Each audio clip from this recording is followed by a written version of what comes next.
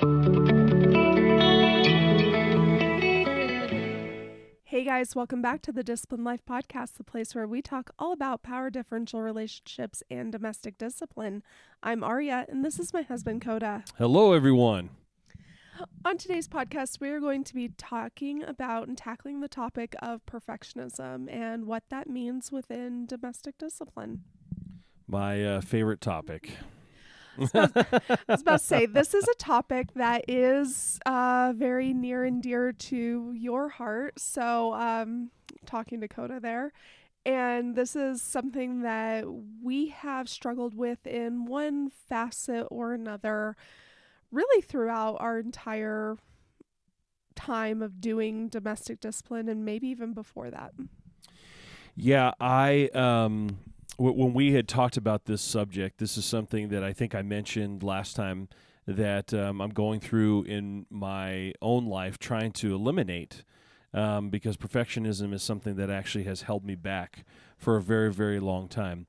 And it's something that I didn't realize that people that I'd gone to in the past for help with different things in life were tackling the symptoms. And I realized that the problem was actually my perfectionism. And so I'm learning how to tackle that process now. And I think that that's a good point, is that sometimes we look at the symptoms of a situation and not the root cause. And, you know, it can be really tempting to want to eliminate the symptoms, but until you really get to that root cause and go through the process of, you know, getting to a solution within that, you're going to continue to have problems.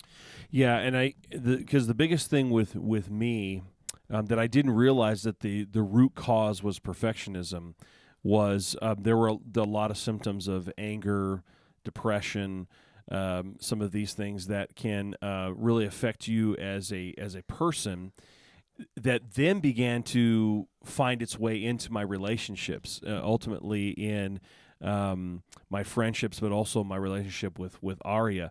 And what was funny is that for years, and Aria can tell you, I had been treating the symptoms of all these things. You know, I've been treating the symptoms of depression, treating the symptoms of anger, all these different things, until recently realizing that perfectionism was the root cause of all of these things, and that if I got the perfectionism under control, I would find that all these other things kind of went by the wayside a little bit. And that's not to say that you should ignore the symptoms. Like, you know, No, definitely. No. it was very good at the time that you went through the process of coming to terms with your anger and figuring out how to process that anger in a more productive way. It was extremely helpful and beneficial to you to go through the process of acknowledging and working through how to handle depression. So, you know, especially those problems can be very acute and they can be very problematic, and you need to treat those symptoms, but don't get complacent with the symptom being gone. Yeah. Really look, once you get those symptoms, in Coda's case, the anger, the depression, once those get resolved, go further to try to find the cause behind that. And I'm so glad that you brought that up, because that was something that, and I actually didn't know to go further. I had treated the symptoms enough for a while that I was like, oh, okay, I'm fine. Everything's going to be fine. And then certain things happen, as they do in life, and you go, wait a minute, this reared its ugly head again. This did this did that. And that forced me to go further to say, okay, obviously I guess I was treating the symptoms because the problem isn't solved yet. And I think that's a good point, is most people don't realize that there might be a root cause behind these problematic situations, symptoms that happen. And so really look at, if something is coming up over and over and over again, really try to figure out, why is this happening in different situations, different life circumstances, and try to figure out, is there something else that if I fixed that, then that would flow into not having to deal with these other things. I want you to know you're not alone, first of all. We are, I'm on this journey with you. We are on this journey with you, and you can recover from this, and your relationship can get better. But as we had just mentioned earlier, we need to really attack not the symptoms, but the root cause. And I'm finding that the closer I get out of this perfectionist attitude, the better my life is being, and the better my relationships are becoming. And I think that something that's interesting is you talked about how your perfectionism um, kind of caused the symptoms of anger and depression. And I think that that's interesting because as a head of household, that makes a lot of sense. Where I would say that my perfectionism, which I don't struggle with nearly to the extent that you do, but my perfectionism results more in anxiety. And I Right, wonder if right. that is a more common experience for submissive partners. I don't know. That'd be a good question to ask. In fact, Let leave us us know. let us know in the comments if we'd like to know if many of the submissive partners, do you suffer from anxiety more than you do maybe some other symptoms, and head of household, do you suffer more with like depression or anger or things like that because of your perfectionism? Be very interesting to know. I would think that head of households, they would maybe lean more into anger or becoming controlling, That yeah, yeah. perhaps. But for me, that's when I get depressed, is because I'm not perfect, and then because I'm not perfect, I'm depressed. But it's funny. It's just this vicious cycle that I'm in. That I'm just like, I got to stop this cycle because it's not really helping me. It spills over into my relationship with Aria, and has. When she first came to me with this idea of having this type of relationship for us, one of the reasons I was very hesitant was because of my perfectionism. Because, and I didn't realize that's what it was at the time, because I was worried that I would be controlling if we went down that route. And I look back now, and it was because I didn't realize it then, but I have a name for it now, because I was holding everything else in my life to this unrealistic perfectionistic standard. I thought what's going to happen is I'm going to fall into this funk with her, and it's going to actually hurt our relationship because I'm going to hold her to this standard that she won't be able to reach. What I actually think happened was potentially the opposite, where I've done a really, really bad job of actually holding the standard, and have had to learn how to actually hold the standard steady and true, and hold her accountable to that. Wouldn't you say? I would agree, because you wanted to meet a certain standard. It's almost like you were holding yourself to a standard, but you weren't holding me to a standard. That's so true. And the standard you were holding yourself to was to not get angry, was to not make rash decisions, and it almost felt like, from my perspective, that you were second guessing yourself, or you were uninterested in this lifestyle. Oh yeah. Which is, I feel like we had a lot of conversations in the beginning where I was really questioning if you were doing this because you really wanted to, or if it was just something you were doing to meet a need that I had or a desire that I had. And I really wanted to make sure that, like, look, you don't have to do this if this is not something you're comfortable with, because your behavior really was projecting that this wasn't really something you wanted. Yeah, And maybe that was an insecurity. It was. No, it definitely was. It's really funny looking at this on the other side of the hill, as they say, because at the time I didn't realize that. But now looking back, it's like, oh gosh, yeah. I it seemed like I was putting in less of an effort, because for a while it seemed like if I was not going to be able to paint the painting perfectly, I wasn't even going to try to paint. And I only realized that now than when I was there. When I was there, it was, well, I feel like I'm putting in the effort. I mean, trying to give you what you want. What is it that you really want from me? But then I realized, okay, yeah, my perfectionism, and I didn't have the name for that at the time, but something is holding me back. So I've got to do a better job of trying to not just do the bare minimum. And now that I have a name for it, I feel like I can do a lot better, because I can now say, okay, it's my perfectionism that's in the way. I'm not going to be able to do this perfect. However, do the best that you can. Strive to do it. And yes, you're going to make a mistake perhaps, but it's better than doing nothing. I agree. And that kind of brings us to the point that there's different facets to perfectionism. And a lot of what you struggle with and what you've kind of been talking about is the perfectionism that you internalize and you place upon yourself. That gets in my way from the standpoint of, because of the way we have structured our relationship, in like even beyond domestic discipline, but just the structure of, you taking on the role of provider, I take on the role of housewife. I tend to internalize a lot and put a lot of pressure on myself to fulfill that role perfectly. Part of that comes from growing up in an environment where that wasn't the case. And I have this insecurity that because I didn't grow up with a good example of how to perform those duties and what having a orderly home looks like, that I'm behind the curve.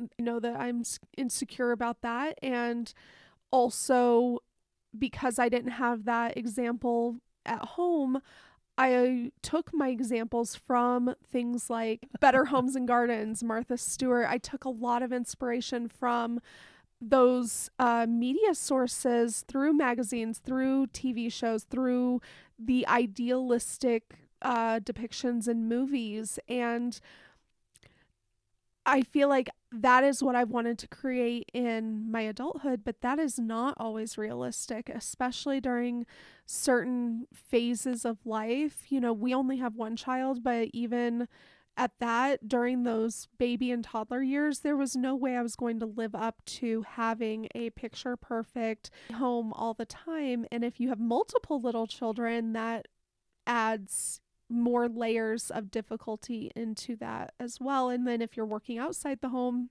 there's even more challenges with how you present your home and how you fulfill your role. And there's just a lot that I put onto myself because of my past experiences and because of what I thought was expected. And I think that that's really what it came down to with me, is having the conversation to know what are the real expectations and what are my perceived expectations. Because it doesn't necessarily change the fact that I still have those insecurities, but it gives me some direction and some solace to be able to understand where I am placing certain expectations on myself versus the expectations that are actually there that I'm being held accountable to. Yeah, and what happened a couple weeks ago is, when we were having a conversation and we were talking about this for you, I finally said something that I think was really, really important, that I want to share. As I just looked at her and I said, I just want you to be happy and content with just being my wife. And she, I don't think realized all the burdens that she was carrying and that she needed to let go. But I told her, I said, I don't want you to have any burdens on you. I just want you to be happy and content to be my wife. And that's really what I desired for her. Because my perfectionism in how I fulfilled my role and how I presented our home and the things that I would do was weighing on me to the point where I wasn't happy, and I I wasn't unpleasant to be around. No, no, That's no. I wouldn't. No, I wouldn't go that far. but I don't think that's fair. but I don't think that I was pleasant to be around either. Like, I was stressed. I was very stressed out, and um yeah, I just was not enjoying my position in our relationship, my position in the home. I wasn't really taking joy in a lot of the things that I have in the past. And it was starting to really weigh on me. And I think you saw that.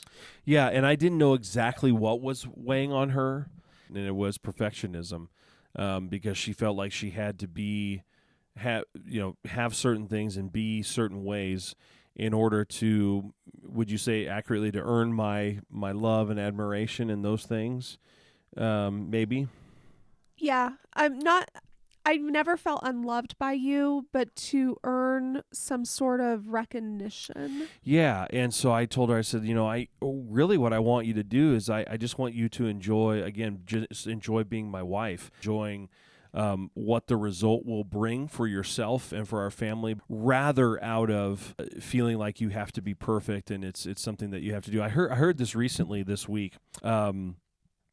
When you enter into a marriage with someone and you say your vows to each other on your wedding day, um, it's very easy to fall into this trap if you're not careful that, well, because I promised these things, I have to fall through on them, rather than I'm promising them to you because I love you, and it is not a burden for me to do these things. I do these things because I love you, not I have to do these things to prove that I love you.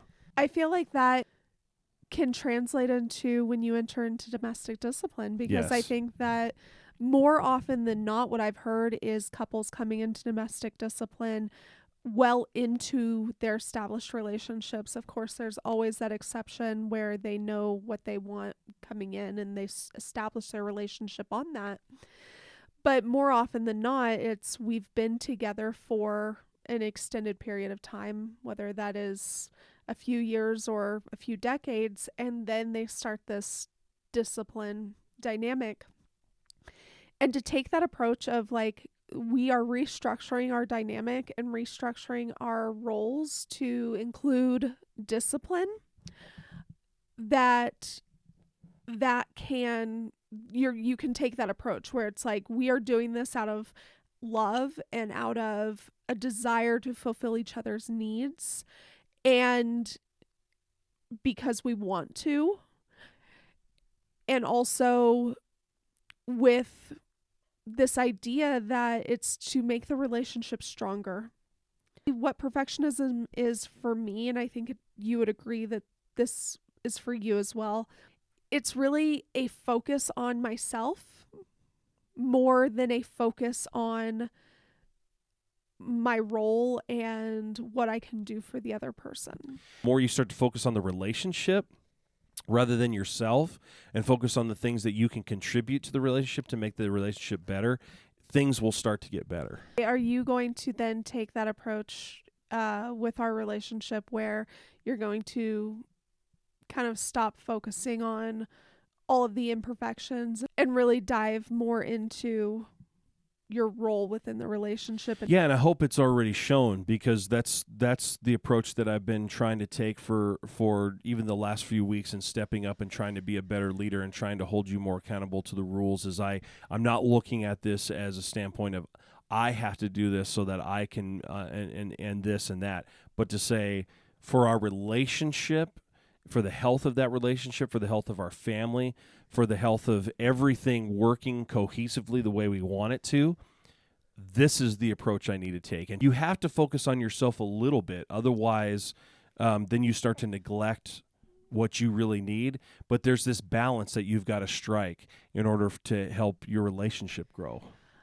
I would say that you need to be able to set goals for yourself, and you need to be able to look at what you need to do to achieve those goals. But this unnatural focus on yourself to always look at every situation and say, how did this affect me? How did I feel? What can I do to make this situation better for myself? And that's where I think that we need to get away from that within domestic discipline, within our romantic relationships in general. But especially when you have a discipline dynamic in your relationship, you need to get away from that focus of what am I getting out of this and how can I, for lack of a better word, manipulate the situation to fulfill me. Right. No, and it's funny because I felt like the more if I'll focus on me, then I can get me straight. No, it's actually the opposite. The less I focused on me, the more I could get the things in my life straight because I wasn't focused on all of my hang-ups, all of my issues and problems. And I was able to actually see the problems that needed to be tackled because I was no longer focused on me. That can be a double-edged sword. Oh yeah, that's why I say it's a balance for sure.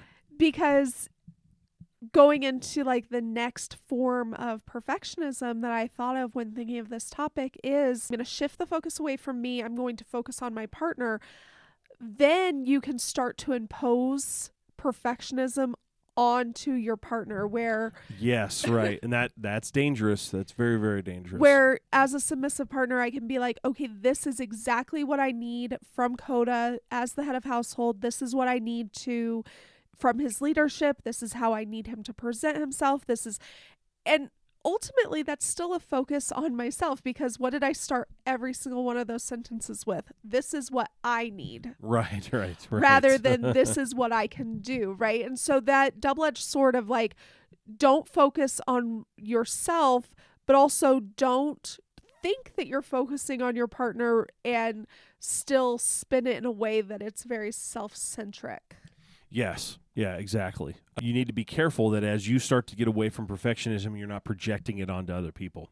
And I think that's a really good thing is you got to be very, very careful, just like you were saying, not to project onto others, especially your spouse in the relationship. As a submissive partner, when I'm projecting that like, oh, this is what I need from Coda's leadership, this is how I need him to present his leadership, those are all still very self-focused. But I feel like as a head of household, you have a unique challenge not to project perfectionism onto me as the submissive partner. So do you want to talk a little bit more on that? The way I avoid it, and this is going to sound very, very simple. Have you ever felt like I projected that onto you? I'm just curious because I've never asked you this question. No, if anything, I feel like your insecurities of your own leadership have prevented you from holding me to a high enough standard. I've never felt like the standard was too high. Yeah, so I would say that's exactly what I was going to say is where it's presented itself is that I've never projected perfectionism onto you, but what I've done is in order to try to not to project that onto you, I've lowered the bar. So what I've had to learn to do is that as I'm letting perfectionism go in my life, to say a couple of things. You have to be careful as you let perfectionism go, that you tell yourself and you also say, this doesn't mean I'm lowering a standard. It doesn't mean I'm still not striving to be excellent. And so because what tends to happen is you let perfectionism go, you go, well, if I let perfectionism go, then what's going to happen is I'm not going to do well at anything. I'm just going to lower the standard and I'm going to be terrible at everything I do and I'm just going to expect less of myself, and that's the temptation. So what was happening with Aria and I is I was saying, well, I don't want to project perfectionism onto her. So to a certain extent I wasn't even realizing. I was like, oh, well, it's okay if she missed this. It's okay if she didn't do this. She only did it once, instead of, okay, no, we're not expecting perfectionism here, but I'm still going to hold the standard. I'm going to use this as an example. She's done really good in this area, but why weren't the dishes done when I came home? That's part of your, well, this happened and this happened. Okay, maybe this is the first day in 5 days that it hasn't happened. So instead of letting it slide, I would just address it and say, okay, sounds like you had a pretty crazy day. I need them done still, though, before you come to bed. The standard didn't lower. I'm still holding her accountable, but I am making hopefully a way to say, okay, I still need them done before you come to bed. So I'm going to realize that you don't need to meet this standard of perfection, but I'm not going to lower the standard and give you a pass. You can hold standards while not being unrealistic. Yes, right. But I would say that you talked about not lowering the standards. Sometimes standards need to be lowered. Well, yeah. Now that's a scenario where, again, uh, I've been told that what you do is if a standard is not being met, like it's one thing if it's not met once, but if you see this pattern of they're just not quite meeting the standard, then you need to have a conversation of maybe the standard is too high or they don't know how to reach the standard. So you have to lower it for a little while or show them this is how you meet it. But that's only after you see a pattern of not being able to meet that standard. I was going to say, because sometimes, like, going into kind of our relationship, let's say, to use your example, let's say that the dishes weren't done. I had a legitimate reason for kind of letting them sit for the day, but you just were like, nope, the rule is that you should have them done and they're not done, so you're going to be punished. That's an unrealistic standard. Yes. And sometimes... And that's a perfectionistic standard right there. And so if you're projecting that level of perfectionism onto your partner, where it's like, your bedtime was 10 o'clock and you came to bed at 10:03, you're going to be punished. If you're projecting that level of perfectionism onto your partner, then that's something that you really should evaluate if that needs to be adjusted, because there might be some habits that warrant that level of strict accountability. But if you're holding every single rule to that level of strict accountability, that is a perfectionism mindset. And that is projecting perfectionism onto your partner and not giving them the leeway to be human, to have ups and downs of life, to, we as women and submissive partners in general, we are not commodities. We're not machines. We're not. What? We have bad days. We sleep poorly some nights. We sleep great some nights. Some days we're really on top of everything. And some days we fall short, and we have to have the leeway to have those ups and downs without feeling like it's going to come with severe consequences just for having an off day. And I know that I imposed that level of perfection onto myself. It was never from you, but I had in the past imposed that level of perfectionism on myself, where if my daughter was having a bad day and it was preventing me from getting some of the housework done, I was anxious. And I would start to become frustrated with her because I was like, you are preventing me from doing this. And if I don't do this, then there's going to be consequences, even though that wouldn't have been the case because of where Koda was coming from in his perspective and from his leadership at that point, because this was a while ago. So, and that was causing a lot of anxiety. That was causing a lot of stress. That was causing me to not be effective in all areas of my life. And so that was also a scenario. This goes back to what I was saying, where we needed to clarify the standard and reevaluate the standard. Because then what I told her is I said, look, if our daughter wants to do X, Y, and Z with you, I'd rather come home and the dishes not be done, for example, but you could tell me, hey, your daughter really wanted to do this with me, so I took the time to do that. And again, my answer was like, yeah, that's what I want you to do. I don't want you to say, the dishes are so important, I can't build a relationship with you. And it's not hard to go, yeah, I'm glad you did that. Just make sure you get them done before you go to bed so they're not lingering for the next day and piling up on you. But it's not a bad thing to say, oh, no, I'm glad you spent the time. I'm glad that you communicated to her that the relationship between you and her was more important than getting the dishes done. And that was a standard that was not a bad standard, but we had to clarify, and we had to, again, nip that perfectionism in the butt. I think that we kind of talked about already throughout this entire conversation that sometimes we can impose perfectionism not only onto ourselves or onto our partners, but we can impose that perfectionism onto our situations and think that our situations or scenarios need to be perfect in order for us to fulfill our roles or our um, duties. And that's just not the case either. So, life happens. Life does happen. Golly, yeah. Things are not always going to be perfect. You're not always going to have, the perfect situation or scenarios to work with. But you still get to choose how you respond, and you still can work on your own perspective in order to know what is realistic, what should our standards be, and don't lower those standards out of an attempt to make life easier, because life is just not always going to be the easiest, and that's okay. Yes. um don't make it unintentionally difficult on yourself by having unrealistic standards and holding perfectionism, but realize that standards are a way of life. They are unavoidable if you want to have growth. And you just need to take that in stride, be realistic. And if you fall short, evaluate why and realize that growth is not linear.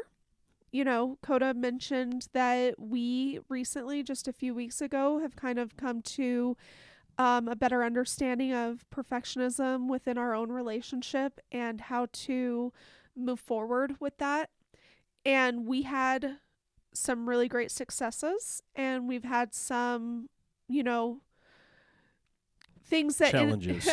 I was about to say things that ended up successful in the end, but we hit a few bumps along the way, and um we are definitely not going to sit here and say, "Oh yeah, you just make these decisions, then growth is linear." It's not. You definitely will have ups and downs. You may have to really work on habits for a while to get them solidified, to get them under control. When we're talking about changing behavior patterns and changing thought patterns that are very ingrained into who we are, those are things that take a lot of time to work through. And just give yourself grace to learn, give your partner grace to learn, and realize that progress is something that you have to look at over time. You cannot look situation to situation to see if there's progress. You can't. If I would have compared, for instance, like our last punishment, if I would have compared that to the punishment before, it would have looked like a failure. But it's still progress from where we were a year ago. And so we really just have to keep perspective. And yes, talk through those times that are challenging so that you can continue to learn, but don't look at them as failures. Look at them as opportunities for development and for growth. And all I've got to say is you can overcome perfectionism, and it takes time, and it does take effort, but you can overcome it and you can heal from it. So there you go. That's all I got to say about that. That's all I got to say about that. If you want to get the podcast in its video form, as well as a post show and other bonus content, the link to our Patreon is down below. See you guys. See you later. Bye.